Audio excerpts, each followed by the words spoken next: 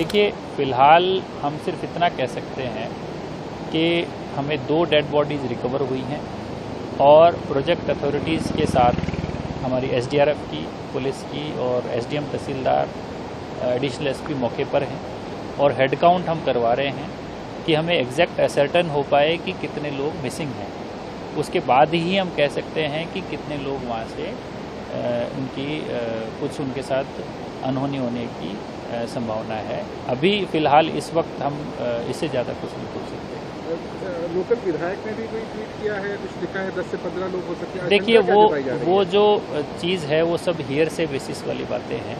Exact जो खबर है एक बार हेड काउंट होने के बाद ही कंफर्म हो पाएगी। आशंका क्या जताई जा रही है? अभी हम इस चीज़ पे कुछ भी कमेंट नहीं करना चाहेंगे और जहाँ तक अभी हेड काउंट चल रहा है सिचुएशन उतनी ग्रिम नहीं है जितनी प्रोजेक्ट की जा रही है, बट एक बार असर्टन करने के बाद ही हम एक आपको फाइनल डाटा बता पाएंगे। और हुआ क्या था, कैसे हुआ हादसा, कहाँ पर हुआ? मनोनी खड्ड हमारा है, वहाँ पर एक स्मॉल हाइड्रो पावर प्रोजेक्ट है, तो वहाँ की लेबर रह रही थी और जब बारिश तेज़ हुई, क्योंकि अलग अलग नालों का कॉन्फ्लुएंस पॉइंट वहाँ पर होता है, तो जब तेज़ बारिश हुई तो अचानक से जल स्तर में इजाफा हुआ और उसकी वजह से कुछ लोग उसकी चपेट में आए। अब नंबर जो है एग्जैक्टली वही बात है जो सभी जगह खबर फैलाई जा रही है कि इतने लोग थे उतने लोग थे, बट उस पर हम कुछ भी कमेंट नहीं बोलेंगे और ना ही कोई आशंका जताएंगे।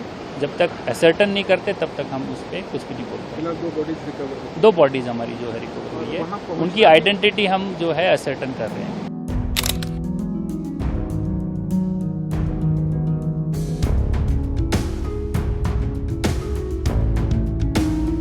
मानना है कि 15 से 20 लोग बह गए हैं।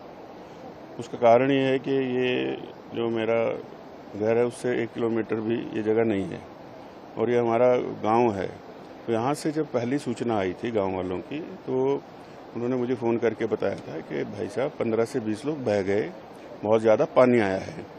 और आंकड़ा वही है। सरकारी आंकड़े तो बाद में आए जब टीमें पहुँची हैं, मौके तक गई हैं। अब तो ऊपर तक अभी रास्ता खुला ही नहीं है और डेड बॉडी कितना नीचे 700-800 मीटर तक एक डेड बॉडी मिली है। जो मशीनरी थी, बड़ी बड़ी पॉकलेन्स और ये जेसीबीज, उनके सिर्फ टायर मिले हैं। तो आप खुद अंदाज़ा लगा सकते हैं कि ह्यूमन बॉडी को ढूंढना कितना मुश्किल है। और ये जो यहाँ पर आगे कॉन्ट्रैक्टर को आगे सब कॉन्ट्रैक्ट दिया हुआ था प्रोजेक्ट वालों ने लेबर रखने का, सारी लेबर चंबा, किहार, सलूनी, जम्मू से लोग आए हुए थे रोजी रोटी के लिए।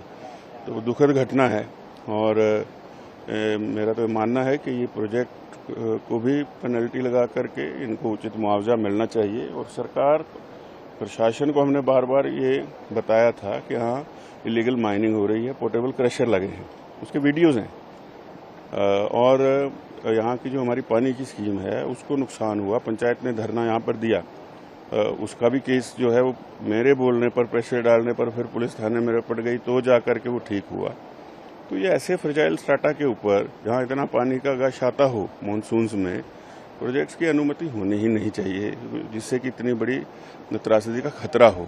और जिस तरह ये नाले के साथ साथ पेन स्ट्रोक को लाए, नाले को पूरा कवर कर दिया, तो उसी का कारण है कि जब ये सारा कैचमेंट एरिया का पानी उसमें आया तो इतना बड़ा ये बहाव बना और उसके कारण ये नुकसान हो गया, लोग संभल नहीं पाए।